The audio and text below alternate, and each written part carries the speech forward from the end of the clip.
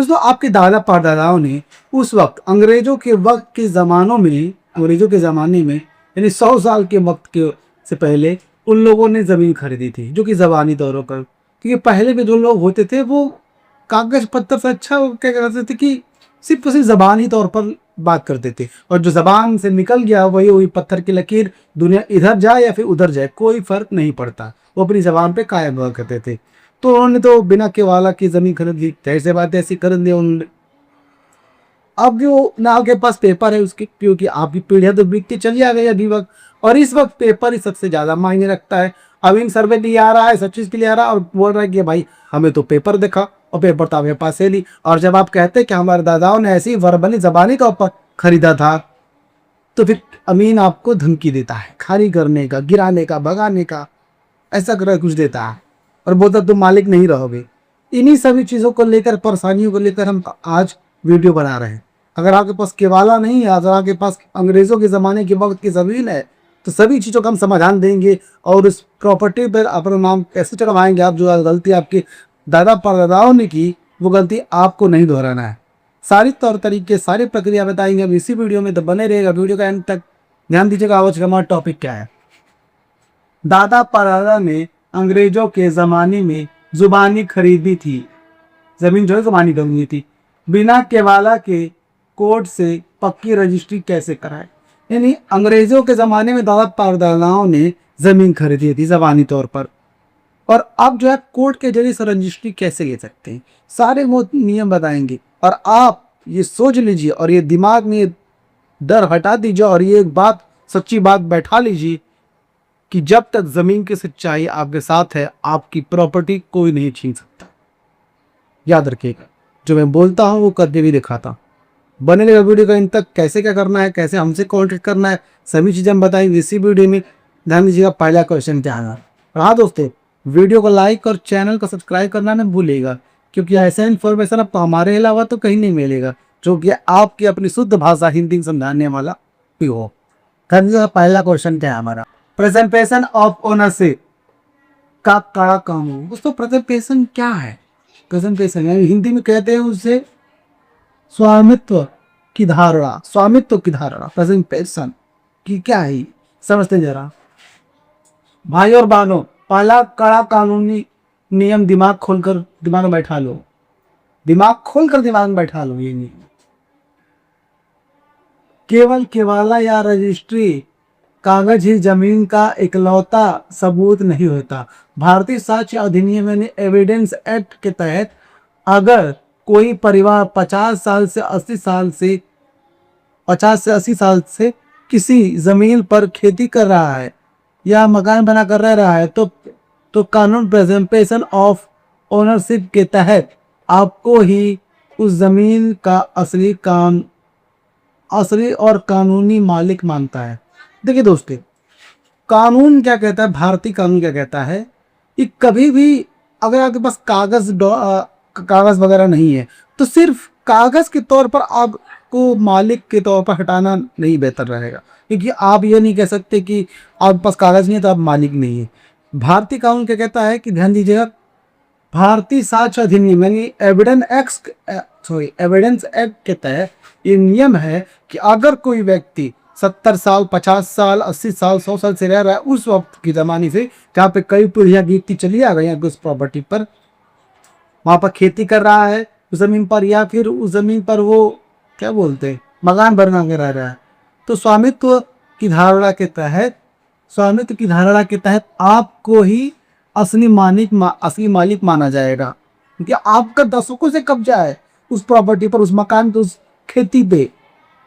स्वामित्व की धारणा यही कहती है कि कोर्ट के, देखिए, और ये भी कहता है कि जब तक कोई दूसरा व्यक्ति, और ये भी कि जब तक कोई दूसरा व्यक्ति कोर्ट में ऐसी सबूत ये पेश ना कर दे, यानी कि आप ही खिलाफ जो कि आपने कब्जा कर रखा है, उसको कब ईडर से बात है, आपके पास पेपर नहीं है तो आप कब्जेदार की मानी जाएंगी।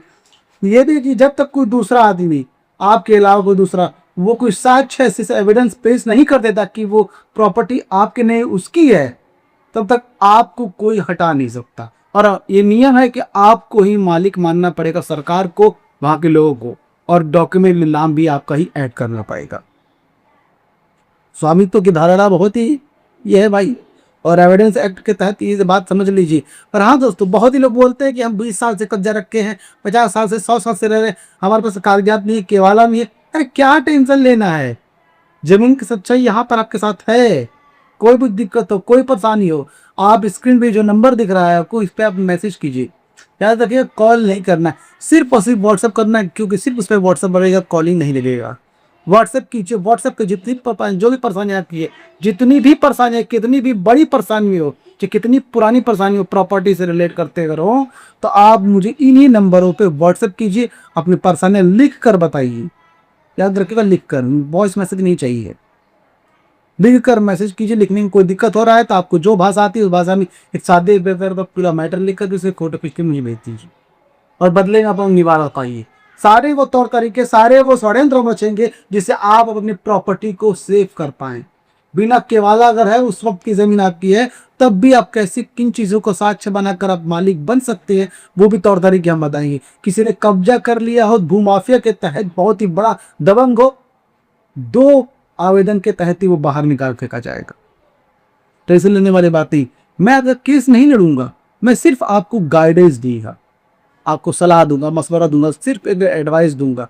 और जो जितनी भी आवेदन हो, जो भी तौर तरीके अपनाने पड़े जिससे आप अपनी प्रॉपर्टी को सेव कर पाए, सारी वो चीज़ों हमारे ये वादा है कि हम करके देंगे, और आप अपनी प्रॉपर्टी को सेव कर लीजिए। दोस्तों, हमारी जो फीस है आपको देनी बहुत ही मामूली सी, बहुत ही छोटी से, बहुत ही रिचार्ज की जितनी फीस हमारी है, क्योंकि बहुत ही छोटी सी 299 रहता है। जी हाँ दोस्तों, बहुत ही छोटी सी फीस के साथ हम काम करते हैं। हमने ये फीस इसीलिए रखा है, इतना छोटा छोटा फीस, कि एक मामूली सा रिक्शा चलाने वाला भी उसे पे कर पाए और एक मर्सिडीज चलाने वाला के उसे दे पाए। दोस्तों, मैं अकेले नहीं रहता हूँ, मेरी एक टीम है, एक लीगल टीम है, क्योंकि जाहिर सी बात है एक दिन में से ही 1000 से ऊपर चले जाते हैं, तो सभी को जवाब मिलना भी जरूरी है। 12 बजे रात तक मैं सबको जवाब देता हूँ, सुबह 12 बजे से लेकर रात को 12 बजे तक मैं जवाब देता हूँ। तो उन टीम के साथ जो मैं काम करता हूँ, मुझसे पैसे लेते, फ्री में काम या करते, इसीलिए 299 मैंने फीस रखी। ज़्यादा लोग हैं तो उनकी फीस भी छोटी छोटी होती है, दे देनी पड़ती है, वो काम हो जाता है उससे ही।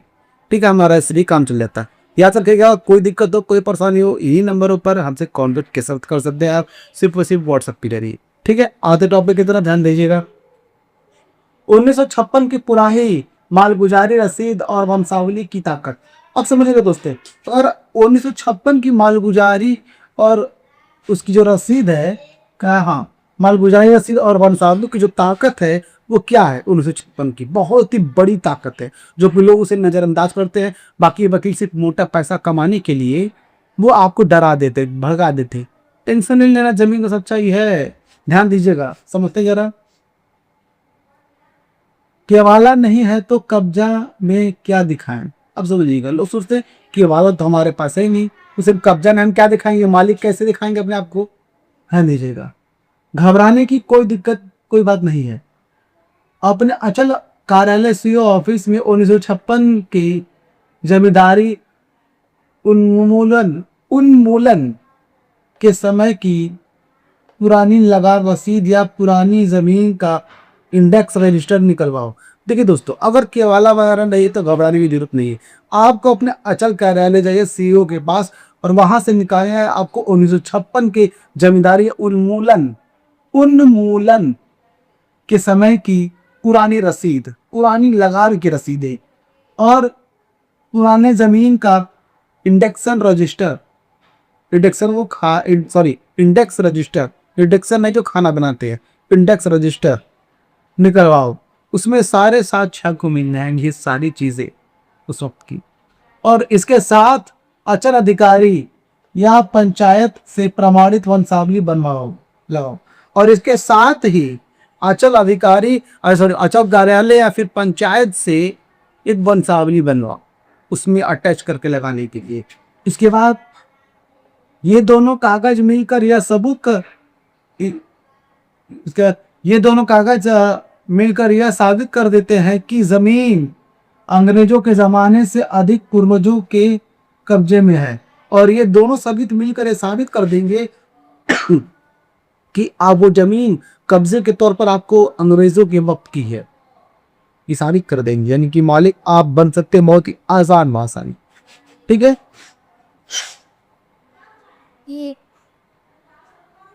फिर किसी अमीन का बाप भी आपका नाम नए खतियान में नहीं काट सकता, और किसी भी अमीन का बाप, काम जो अचल अधिकारी का मालिक क्यों ना हो, सरकार क्यों ना हो, उस खतियान में आपका नाम चढ़ाने से नहीं रोक सकता, चढ़ाने से नहीं रोक सकता। क्योंकि जाहिर से बात, जो तरीके, जो एविडेंस आपके आपके क्या बोलते हैं, आपके साथ है, आपके साथ है, वो किसी के खिलाफ कैसे हो सकता है? प्रॉपर्टी किसी के नाम पर कैसे कर सकते हैं? सरकार उसको जो है अपने अंदर अधिग्रहण कैसे कर सकती है? अगर आपको भी अंग्रेजों के वक्त की प्रॉपर्टी है तो टेंशन नहीं लेना है। 1947 की भी से पहले की भी जमीन है इन अंग्रेजों के वक्त की, तो टेंशन क्यों लेना है? ब्रिटिश का से नहीं बिकता। हम बताइए कैसे तौर तरीके उसको होते हैं। जाहिर सी बात, हमारी जो फीस तो आपको देनी ही होगी, 299 रुपए। कुछ हमसे बैक कर लीजिए, उसके बाद आप जो संतुष्ट हो जाए तो आप जो है हमसे हमारी फीस दे करके सारे टॉपिक है शुरू करवा सकते हैं। आता है टॉपिक की तरफ। अचल शिविर में शपथ पत्र यानी एफिडेविट और प्रपत्र दो। अब देखिए दोस्तों, अचल कार्यालय में, अचल शिविर में जो है एफिडेविट शपथ पत्र, कैसे प्रपत्र संख्या दो क्या है समझते हैं। डिजिटल सर्वे में अपना नाम कैसे चढ़वाएं? अगर सर्वे अमीन केवाला मांगकर आपको भगाए तो सीधे 100 रुपए के स्टैम्प पेपर पर निरस्त शांतिपूर्ण कब्जा के तहत कब्जा चला आ रहा है, इसे सॉरी मैं आगे बढ़ गया था। शांतिपूर्ण कब्जा कब्जा का शपथ पत्र बनाओ। शपथ पत्र में लिखो कि यह जमीन ब्रिटिश काल से हमारे पूर्वजों की है। देखिए दोस्तों, अगर सर्वे अमीन आपको केवाला वगैरह मांग करके आपको भगाता है और बोला तुम्हारे पास नहीं, तुम भाग जाओ यहाँ से, तो घबराना नहीं। सीधा 100 रुपए के स्टैम्प पेपर पर शांतिपूर्ण का कब्जा, निरंतर शांतिपूर्ण कब्जा के तहत आप जो है का शपथ पत्र बनवाना है, के तहत आपको शपथ पत्र बनवाना है। और शपथ पत्र पर लिखिए कि हम ब्रिटिश काल से उस जमीन पर कब्जे के तौर पर है जो हमारे दादा परदादाओं ने हमें दी थी। जुबानी सौदे के तहत कब्जा चला आ रहा है, इसे प्रपत्र 2 यानी फॉर्म संख्या 2 के साथ लगाकर अचल शिविर में जमा कर दो। और ये कहिए कि ये जबानी तौर पर ये जमीन चली आ रही है जिसके पर कोई कागज नहीं है, तो फॉर्म संख्या 2 भर करके आप अचल कार्यालय में जमा कर सकते। फॉर्म संख्या 2। हाँ, अचल कार्यालय में जमा करो। अमीन को आपकी जमीन का सर्वे आपके नाम पर ही दर्ज करना पड़ेगा, और अमीन क्या करेगा, वो उसको ये आपके नाम पर ही वो जमीन का सर्वे दर्ज करना पड़ेगा। याद रखिएगा, अमीन जो मोटी मोटी भाषाओं समझते हैं, मोटी यानी गांधी जी की जो भाषा समझते हैं, उनको हम उखाड़ के नहीं, टेंशन नहीं लेना है। जमीन की सच्चाई आम आदमी के साथ हमेशा खड़ा है 24/7। दोस्तों आगे बढ़ते हैं। घोषणात्मक वाद से कोर्ट की पक्की डिग्री।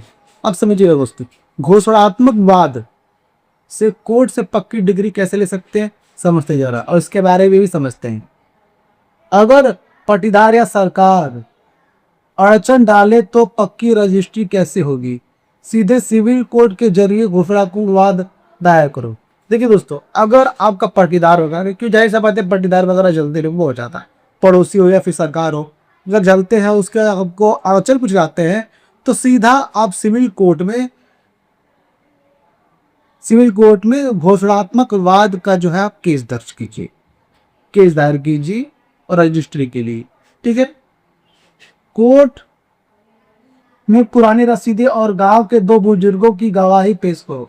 और कोर्ट में जो है पुरानी रसीदें जमीन की और गांव के 2 बुजुर्गों की गवाही आपको पेश करना है। उसके बाद क्या करना है, अदालत आपके हक में फैसला सुनाकर मालिकाना हक की डिक्री जारी कर देगी, और अदालत ये करेगी आपके हक में आपका फैसला सुना करके सबूत के सच के तौर पर आपके हक की फैसला सुनाएगी और आपको मालिक घोषित कर देगी। मालिक घोषित करके आपके नाम पर डिग्री कर देगी, डिग्री जारी कर देगी। जिसके बाद कोर्ट का आदेश ही आपका असली और पक्का केवाला बन जाएगा, और उसके बाद कोर्ट का आदेश ही आपकी जमीन का पक्का रजिस्ट्री केवाला डॉक्यूमेंट सब वही रहेगा। इन तरीकों को अपनाइए आप, जो तरीके मैं बताता हूँ उस तरीके से आप अपनी प्रॉपर्टी को सेव कर पाएंगे। अगर अंग्रेजों के वक्त की ज़माने की ज़मीन है और ज़बानी तौर पर आपके दादा परदादाओं ने खरीदी थी, तो इन प्रक्रिया को अपनाइए, अपनी प्रॉपर्टी को सेव करिए। अगर उससे भी ज़्यादा कोई दिक्कत है, कोई भी तरह की परेशानी हो, प्रॉपर्टी से रिलेटेड किसी भी तरह की परेशानी हो, आप इन दिए गए नंबरों पे हमें व्हाट्सएप कीजिए, अपनी परेशानियां बताइए। सारे हम वो षड्यंत्र रचेंगे, सारे वो रणनीतियां बनाएंगे जिससे आप अपनी प्रॉपर्टी को सेव कर पाए दोस्तों। हाँ, बदले में जो हमारी फीस है वो देनी होगी, क्योंकि बहुत ही छोटी सी फीस है, 299 रुपये। ठीक है, पहले कुछ आप हमसे बात कर लीजिएगा व्हाट्सएप पे, उसके बाद जो है आप जो परेशानी बताइएगा, जब आपको लगे कि हाँ ये निवारण सही बता रहे हैं, तब आप जो है मुझे वो फीस पे कीजिएगा, फिर हम आगे बढ़ते चले जाएंगे। ठीक है दोस्तों, अब ये वीडियो कैसा लगा? अगर आपको वीडियो अच्छा लगा तो वीडियो को लाइक कीजिए, चैनल को सब्सक्राइब कीजिए और इस वीडियो को ज़्यादा से ज़्यादा लोगों तक शेयर कीजिए, ताकि सभी लोगों को यह बातें पता चल सके कि जमीन की सच्चाई किस कब तक लोगों की मदद करता है। ये बातें सबको पता होनी जरूरी है दोस्तों। तो फिर मिलेंगे किसी नए वीडियो में किसी नए टॉपिक की तरफ, तब तक हमें दीजिए इजाज़त। जय हिंद दोस्तों।